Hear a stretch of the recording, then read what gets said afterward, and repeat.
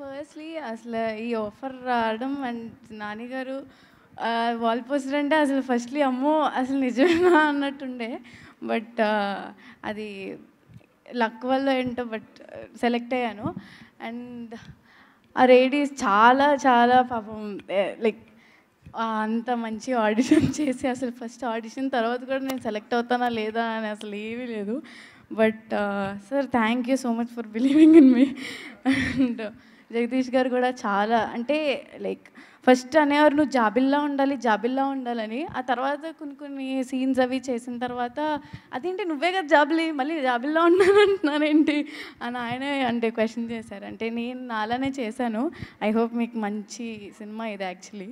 నేను అంత పెద్దదానిగా చెప్పడానికి బట్ దెన్ ఆల్ అంటే ఇప్పుడు ఉన్న మైనస్ వాళ్ళందరికీ బాగా కనెక్ట్ అవుతుంది ఈ సినిమా. అండ్ రోషన్ చాలా యాక్చువల్లీ ఫస్ట్లీ తను చాలా సినిమాలు చేశాడు.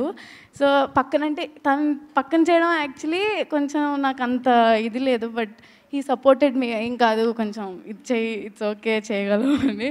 And thank you so much. And ma'am thank you so much. Ma'am Prashanti ma'am లేరా ఉన్నారా ma'am thank you. Yeah March 14th release అవుతుంది. తప్పకుండా వచ్చి చూడండి. యూ విల్ బీ అంటే చాలా నాలెడ్జ్ వస్తుంది మీకు.